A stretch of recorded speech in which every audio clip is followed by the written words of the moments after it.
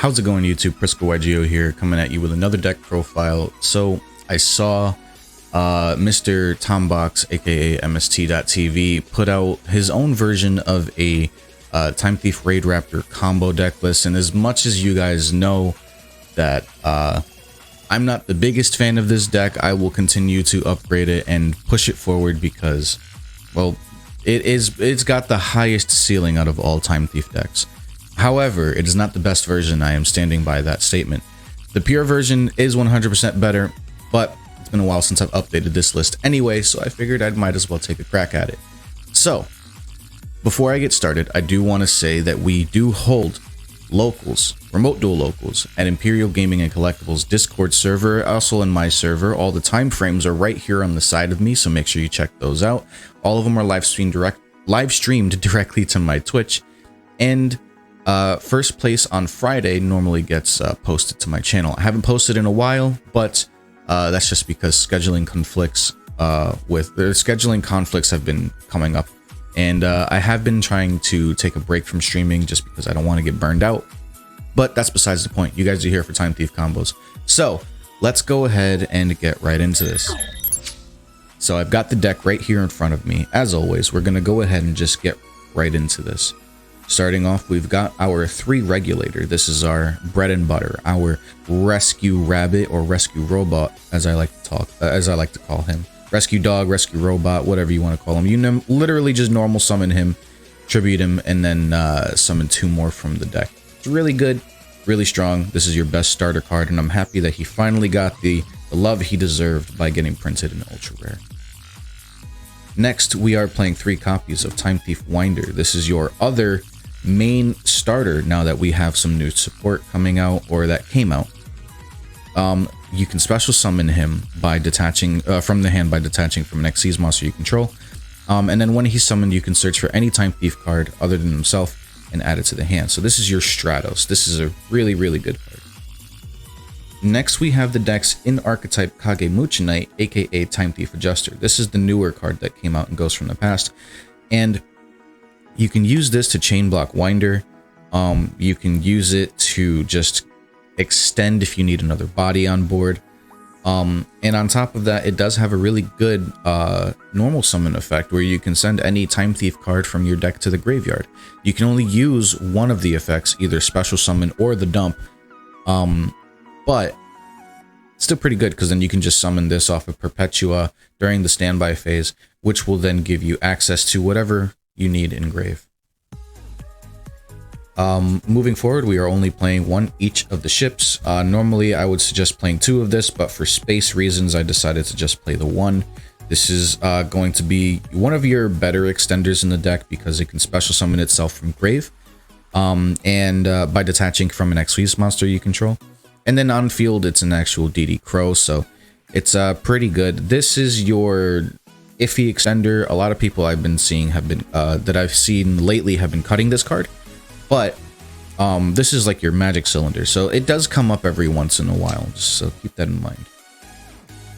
Moving on to the Raid Raptor portion of this deck, it's not a very big Raid Raptor package. We are playing 2 copies of Strangulanius. This card's one of the better extenders that we've gotten for just dark decks in general. As long as you have a dark monster on the field, you can go ahead and special summon this from the hand. You're locked into dark monsters for the rest of the turn, but most of the time you don't really care because almost the entire deck is dark anyway. So there's 2 of him.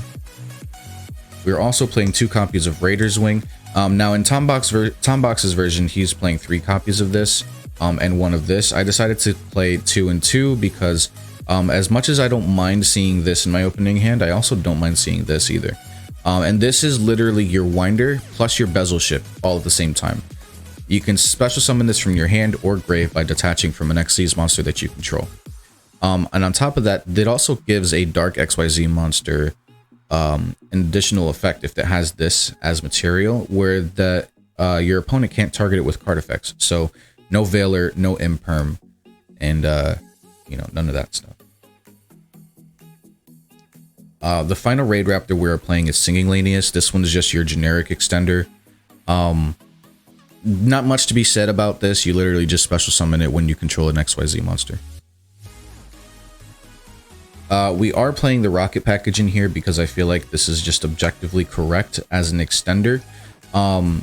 The rocket package is way too strong for you to not play in a combo version of this deck. So even though it is called Time Thief Raid Raptor, this being a supplementary engine, it doesn't really deserve to be put into the title of the deck profile.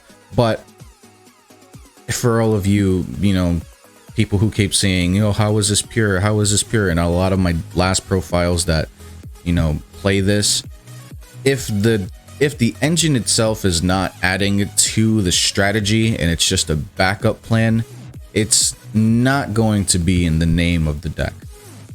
So keep that in mind. But yeah, so we are playing 3 copies of Rocket Tracer, or 2 copies of Rocket Tracer and 1 Recharger.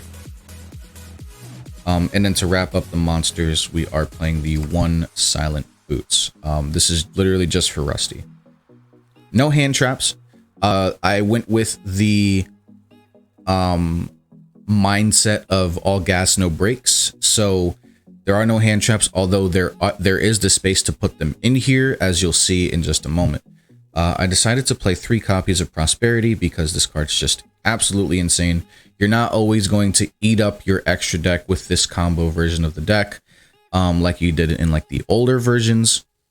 In this version, you have some leeway and you're not drawing cards and during your combo anyway. So this card right here is perfectly fine to throw into the extra deck. And you just got to make sure that you don't banish something that you might need. Try to read what your opponent has, make sure that you're paying attention to your matchups, and then go from there, obviously. Moving forward, we are still playing the 3 copies of Quick Launch with the 1 Boot Sector Launch. Again, this just goes hand in hand with the Rocket Package. This card is just an e-telly for level 4s, and that's what I keep telling people.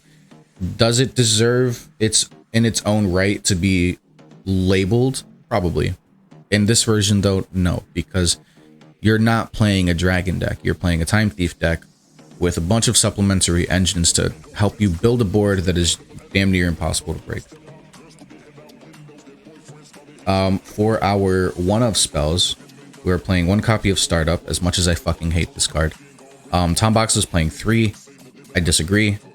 Play 1. This is literally just so that you can play through bricky hands. Yes, it's a neg 1, but in the end, this card will at least help you get to your combo. 1 Monster Reborn, just because, I mean, you kinda should be playing some other way of getting monsters back on the field if you get interrupted. And being able to play through interruptions is this deck's biggest weakness. It's a glass cannon deck, which is why I don't really like it. But I am showcasing it to you guys because I know that this is a very popular version of the deck. So Monster Reborn definitely should be played because this can help you push through those hand traps that might be stopping you from pushing forward. 1 Called by the Grave, again, to play through hand traps. And then we're moving into the rank up magic cards. We have 1 Soul Shave Force and the 1 Phantom Knight's rank up magic launch, or force, or whatever it's called. Both of these cards are very good. If you happen to lock yourself into dark monsters early on, then obviously you don't go for this, you go for this. But if you have access, or if you haven't locked yourself into dark monsters just yet, then you can go for this, make your infinity, pay half your life points, and pretty much just stop your opponent from doing anything else. For the rest of the spells, it's literally just back row hate. These are the flex spots that I was saying that you can take out for hand traps if you want. I personally like playing back row hate. And with that being said, on top of the 3 Cosmic Cyclone, I am playing 1 extra copy of Twin Twisters, which you will see the other copies in the side later on. This was going to be a Harpy's Feather Duster, but again, I realized that there's some times where I open cards that I really don't want in my hand, such as Bezel Ship and Chrono Quarter. Would rather have them in the graveyard, so I'm actually thinking about taking the Cyclones, bumping these down to maybe 2 or 1, and then bumping this up to 3, rather than playing the Cosmics, and maybe putting the Cosmics in the side, because as much as I like Cosmic over Twin, Twin can help you gain a lot of advantage by just getting the cards that you don't want in your hand into the graveyard. So that is pretty much it for all the spells. And finally, the traps. We are playing 3 copies of Shade Brigandine. Best extender in the game. Notice we're not playing Parallel Exceed. And that's just because Parallel Exceed requires, you know, to already have combo in hand, so it ends up becoming quite win more. This one, you are almost always going to at least set one of these off of Rusty or search it off of Boots. So you can see where this is just a little bit more accessible than a Parallel Exceed is. And then wrapping up the traps, the 1 Fog Blade and the 1 Retrograde for a 41 card main deck. Moving on to the extra deck, we are playing our bread and butter, 1 Redoer, 1 Perpetua, and 1 Double Barrel. As much as I hate only playing 1 Redoer, 1 Perpetua in the combo version of the deck, you do need to play the deck as a toolbox and have access to other cards, which means that you need to cut down on other things. I don't 100% agree with this choice to run 1 of each. In fact, Tombox didn't even run this version in his deck at all, but Double Barrel in his deck at all. But I will say that having access to Double Barrel can come up just so that you can have that extra layer of negation and interruption, being able to steal your opponent's monster without targeting it, and then negate something else without targeting it is very, very useful. And this is being able to do that is purely accessible off of Perpetua, so let's keep that in mind. Redoer obviously being able to steal traps, turning on your Retrograde, and Perpetua just being able to fuel all your XYZ monsters with materials almost endlessly. Very, very strong toolbox support. Next, we are playing 2 copies of Raid Raptor Force Tricks. These cards are nuts. It's not a hard once per turn. You can search for almost all of the Raid Raptor cards. Actually, yes, all of the Raid Raptor cards that we are playing, which allows, you know, so much extension. Cards busted. Cards really good. And then to go along with it, the Cyber Dragon Infinity, which is what you're going to be ranking this up into most of the time. Cyber Dragon Infinity is a nutty card. Being able to access this in a Time Thief deck is crazy. For our other XCs, we are playing 1 Dark Rebellion XYZ Dragon, 1 Dark Requiem XYZ Dragon, and 1 Arc Rebellion XYZ Dragon. That way, you know, the fam's all here. On top of that, being able to have access to both a, you know, skill drain or a non-once per turn, non-once per chain, almost 4 or 5 monster negates on your opponent's turn, which does trigger a pop if you're making it with the rank up spell and summoning it under Rusty. It's kind of nice. This card's really broken. This card is just your catalyst that allows you to go into either of these. So yeah. And then leading into that, we are also playing the 1 Raid Raptor Arsenal Falcon and the 1 Ultimate Falcon, because being able to put this out and play through in Nibiru is pretty nice. The final XYZ we are playing is Abyss Dweller. It's not a dark abyss. It's not a dark XYZ monster, so you're not always going to be able to make this, but having access to it is also very important. This is a staple in any rank 4 deck. So that is it for the XYZ monsters. And then for the links, we're playing 1 Striker Dragon for the Rocket Package, 1 Wise Tricks, which is pretty much your combo facilitator. This is what allows you to get into a lot of your plays, and then wrapping it up with the 1 Rusty Bardiche. And that is your 15 card extra deck. For our side, now keep in mind the side deck is purely based on what your meta is in your local area, or if you're playing in locals like Remote Duels or the LCS or what have you. If you decide to play this at a higher form of play, or a higher tier of play, I should say, then you need to make sure that your side deck is willing or is able to stand the test of time against these super oppressive and super strong decks that we have in our current format. So starting off, we're playing the 1 Pankratops. I know. Really good card. The good thing about this card is it forces negation and it doesn't conflict with regulator, because you can go ahead and special summon this, use its effect, force your opponent to negate it, and then normal summon regulator and probably continue to play depending on what else they have in hand. So there is your Pankratops. To Lancia, because it's really strong, and although this does conflict with Redoer at certain states, you can always just use Redoer a little bit earlier on, and most of the time you're not using Redoer anyway to banish himself unless you really are in a tight spot. For the most part, you're literally just using Redoer so that you can have access to your retrograde, which protects you from Dark Ruler No More and droplets if they don't send a trap. So having Lancia in this version of the deck does work very well.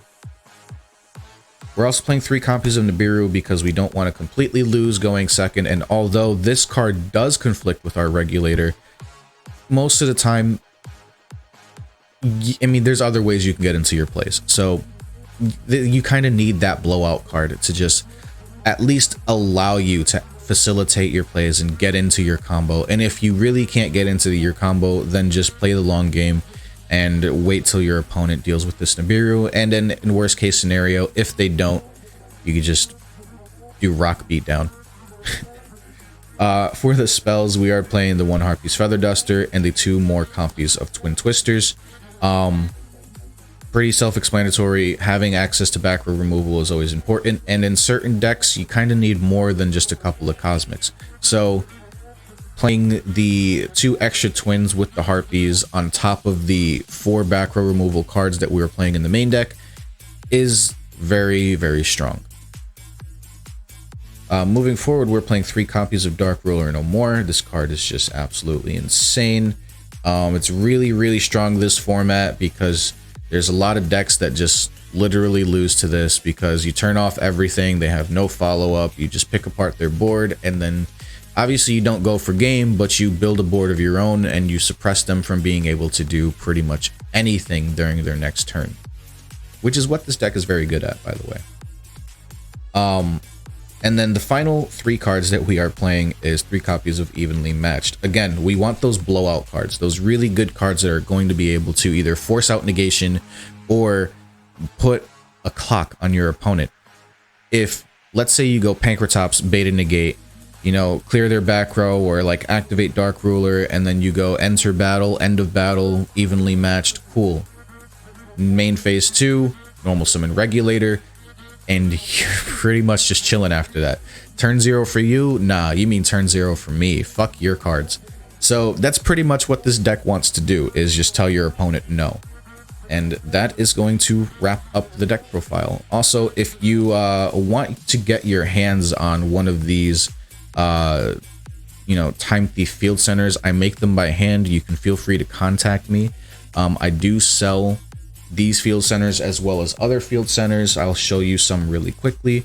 We've got Bulma, we've got Dark Magician Girl. Now keep in mind, I don't own the art to any of these. It's just something I'm doing in the for my followers so that they can have some cool stuff that's made by hand by me. The little Bunny Girl Senpai and you know, Light Yagami, this one's a whole, I've gotten a lot of compliments on this one. We've got Asuna, we've got, you know, Time Thief Redoer, Time Thief Perpetua, and then both of them together like you just seen. We've got some 0-2 action, and then we've got Albedo from Overlord, and Shaddoll Construct to wrap it up. So if you guys want to get one of these, feel free to join my Discord, send me a DM, and we can work something out. They're not that expensive either, so make sure you hit me up. So anyways, guys, I really do hope that you enjoyed today's video. Obviously, make sure you check out our Twitch streams. The link will be down in the description below, as well as the access to the Discord, Imperial's Discord, and a bunch of other social media links. Some of them I use, some of them I don't. For the most part, if you wanna come and hang out with me in the Discord, I'm almost always in there, either hanging out in general VC or talking to some of my followers, and you know, just chilling, man. I'm a very chill dude, and I do want to just preface something really quick. If you have seen any of my comments lately, before I got rid of all the toxic ones, people calling me toxic and trash at the game and yada yada yada, I just want to tell you guys thank you for your viewership, And thank you for the statistics that you have been adding to my channel. You gotta love the haters, man. You gotta love your haters, and that's the way that you you know you've made it. So I'm assuming that I'm a big YouTuber now when I've got people telling me that I'm toxic in my comment section. Anyways, guys, I hope you enjoyed today's video. I love you all. Stay hydrated. I'll see you in the next one. Peace.